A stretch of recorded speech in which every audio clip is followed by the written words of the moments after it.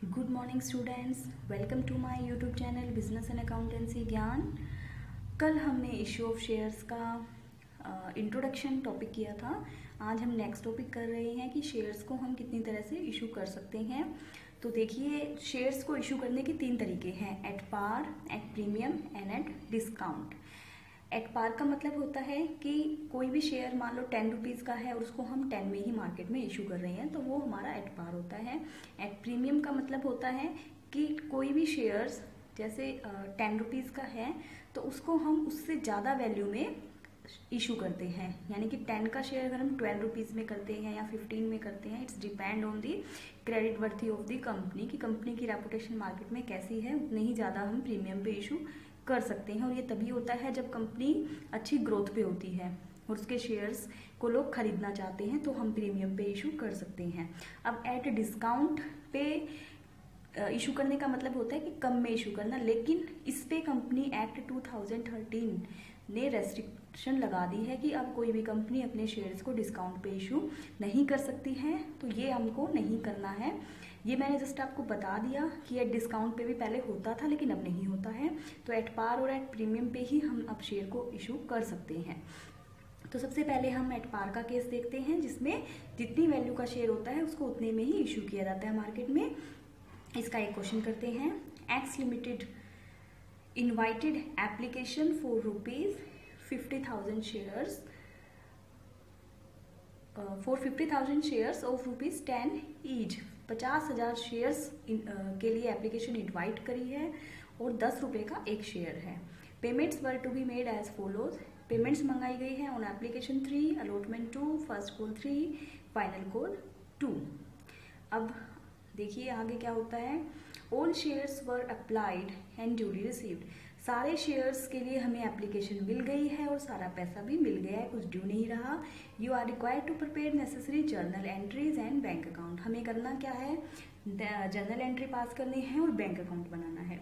तो स्टूडेंट सबसे पहले हम क्या करेंगे, सबसे पहले हम जर्नल एंट्री पास करेंगे, उसके बाद आप बैंक अकाउंट ईजिली बना सकते हैं। तो सबसे पहले हम क्या करेंगे, इसके लिए हम जर्नल एंट्रीज को पास करते हैं। तो जर्नल एंट्री कैसे पास करनी है, कल बेसिक जर्नल एंट्रीज तो मैंने आपको बता दी थी, तो वही हमारा फॉर्मेट रहेगा।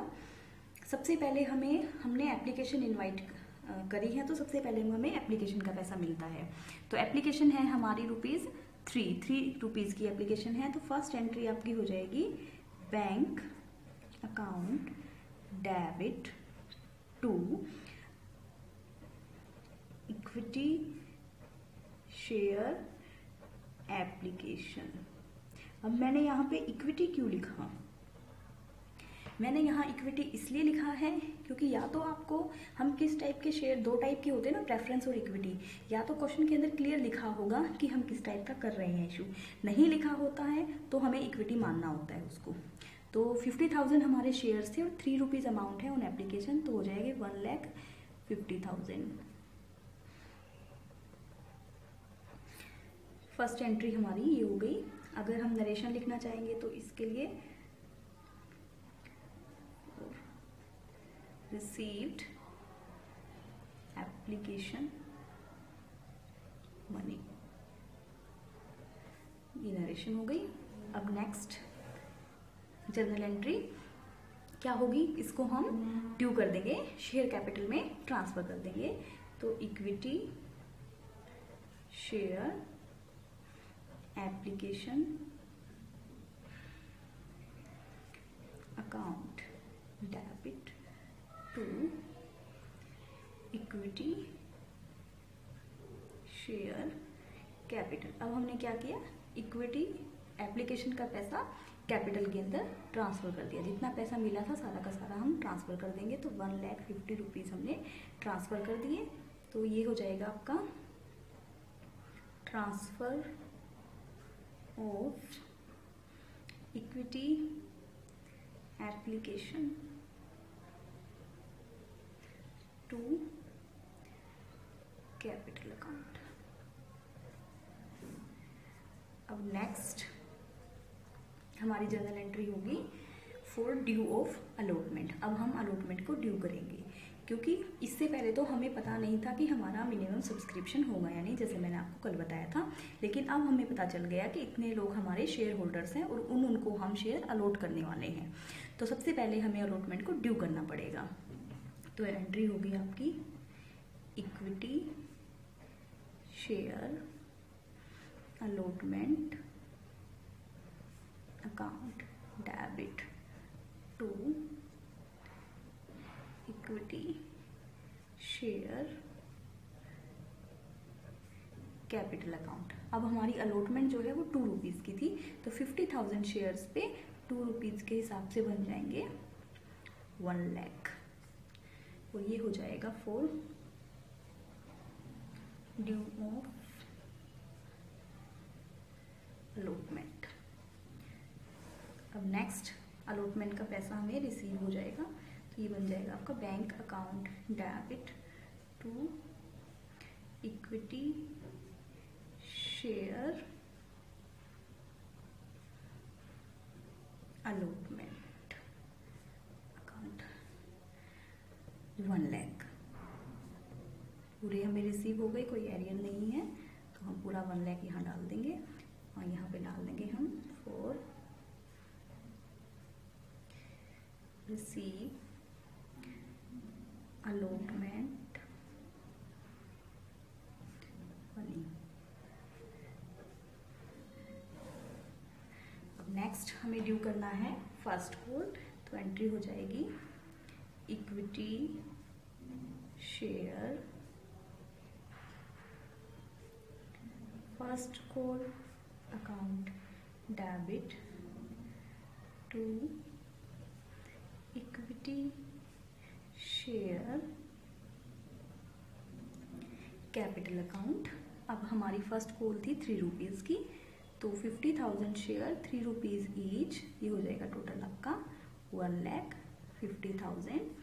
तो ये हो जाएगा आपका due for first call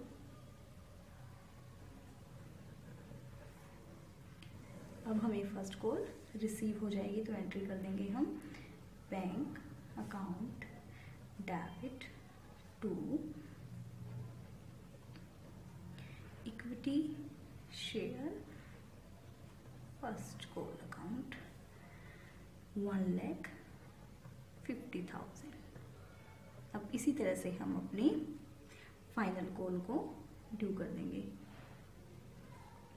received first call money, final call को ड्यू कर देंगे। फाइनल कॉल थी हमारी 2 रुपीज़ की, ये हो जाएगा आपका इक्विटी शेयर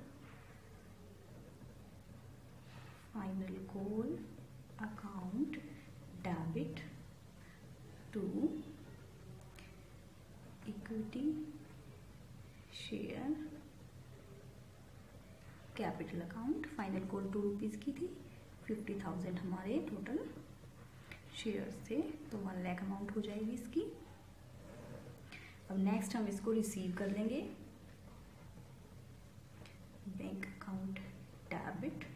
नरेशन सेम रहेगी, मैं नहीं लिख रही हूँ क्योंकि मेरे पास थोड़ा स्पेस कम है, पेज ख़त्म हो गया है यहाँ पे, इसलिए bank account debit to equity share final call account, ये आ रहेगा 1 लाख। तो ये हमारी सारी जर्नल एंट्री हो गई। ये हमारा केस था एट पार का। बिल्कुल सेम एंट्रीज हैं, जितने आपके शेयर्स हैं और जितने आप कॉल कर रहे हो हर स्टेज पे मल्टीप्लाई करते हुए हम एंट्रीज कर देंगे। फर्स्ट एंट्री में पहले हम बैंक से शुरू करेंगे, बाद में ड्यू करेंगे, बाकी सारी एंट्रीज में पहले ड्यू करेंगे फिर बैंक की एंट्री करेंगे। तो बहुत ही सिंपल है ये। हम अपने नेक्स्ट केस पे चलते हैं, इशूड एट प्रीमियम।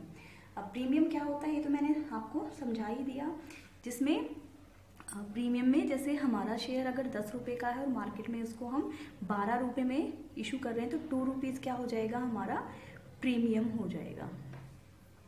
तो इसको हम किस में डालेंगे, इसको हम डालेंगे प्रीमियम अकाउंट के अंदर। और अब तो कंपनी ने क्या कर दिया है, एक सिक्योरिटी प्रीमियम अकाउंट जो है सिक्योरिटी प्रीमियम रिजर्व अकाउंट के अंदर हम ये सारा पैसा डालते हैं।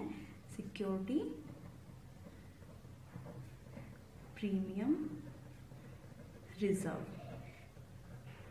क्योंकि जितना भी प्रीमियम का पैसा होता है वो एक ही अकाउंट के अंदर जाता है। तो अगर हम शेयर्स इशू कर रहे हैं तो अगर हम उसको सिर्फ सिक्योरिटी प्रीमियम अकाउंट के अंदर डाल देंगे, फिर डिबेंचर्स पे जब हमारा प्रीमियम होता है तो फिर उसको हम कहाँ डालेंगे, तो इसलिए हमने एक ही अकाउंट बना दिया सिक्योरिटी प्रीमियम रिजर्व। इस पैसे को हम रिजर्व में रखेंगे। इस पैसे को सिर्फ और सिर्फ कंपनी 5 पर्पज़ बनाए गए हैं उनके लिए ही यूज़ कर सकती है। उसके अलावा इस पैसे को जब एक बार क्रेडिट कर दिया जाता है तो डेबिट नहीं कर सकती हैं। वो 5 पर्पज़ कौन से हैं वो मैं आपको बता देती हूँ। For writing of preliminary expenses. Preliminary expenses क्या होते हैं ये आपको पता ही होगा कि जब भी हम कोई कंपनी को स्टैब्लिश करते हैं तो स्टार्टिंग में जो एक्सपेंसेस होते हैं उन एक्सपेंसेस को राइट ऑफ करने के लिए हम सिक्योरिटी प्रीमियम रिजर्व का यूज कर सकते हैं। और इसके अलावा राइटिंग ऑफ कमीशन और एनी अदर एक्सपेंसेस, जो हम ऐसे एक्सपेंसेस जो हम इशू के टाइम पे करते हैं, तो उन एक्सपेंसेस को राइट ऑफ करने के लिए भी हम सिक्योरिटी प्रीमियम का यूज़ कर सकते हैं। या फिर हमें बोनस शेयर देने हैं अपने एम्प्लॉयज़ को, तो बोनस शेयर अगर हम दे रहे हैं तो हम इस प्रीमियम का यूज़ कर सकते हैं। और इसके अलावा हम जब रिडम्पशन कर रहे हैं तो रिडम्पशन के टाइम हम यूज़ कर सकते हैं इस प्रीमियम का, जो हमें रिडम्पशन के टाइम पे प्रीमियम देना है उसके लिए। फॉर रिडम्पशन प्रीमियम, अगर हमें रिडम्पशन पे प्रीमियम पे करना है तो उसके लिए भी हम इस प्रीमियम का यूज़ कर सकते हैं। और उसके अलावा बाय बैक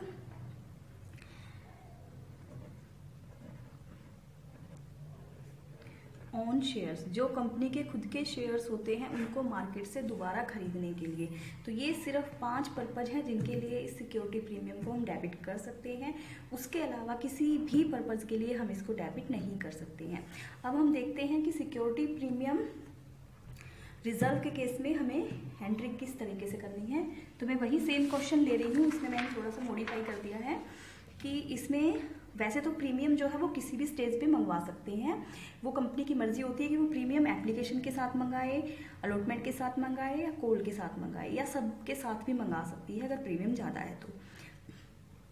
और अगर क्वेश्चन के अंदर कुछ भी नहीं बोला गया है कि किस स्टेज पे मंगवाया है तो उसको हम अलॉटमेंट की स्टेज पे ही काउंट करते हैं। यहाँ पे मैंने क्लियर लिख दिया है कि हमने अलॉटमेंट के साथ ही मंगवाया है और 2 रुपीज़ का प्रीमियम मैंने लिया है। हमारे टोटल अलॉटमेंट 4 रुपये की कर दी मैंने, और इसके अंदर 2 रुपीज़ प्रीमियम और 2 रुपीज़ कैपिटल, मतलब 10 का शेयर अब हमने कितने में मंगवाया है, 12 में। 3 और 4 7 और 3 10 और 2 12। अब यहाँ पहले टोटल 10 था, अब 12 हो गया। इसका मतलब 2 रुपये हमारा प्रीमियम है और वो प्रीमियम हम अलॉटमेंट के साथ मंगवा रहे हैं।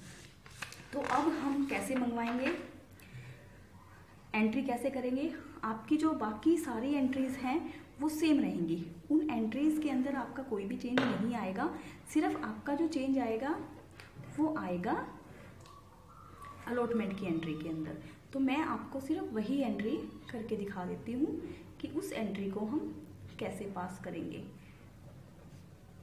देखिए, पहले हमने अलॉटमेंट की एंट्री क्या की थी, पहले हमने अलॉटमेंट की एंट्री जो की थी वो थी हमारी, दिखा देती हूँ आपको। पहले जो हमारी एंट्री थी वो थी equity share allotment debit to equity share capital. हमने यहाँ प्रीमियम नहीं डाला था क्योंकि हमारा एट पार का केस था। अब इस एंट्री के अंदर एक सिक्योरिटी प्रीमियम रिजर्व और ऐड हो जाएगा।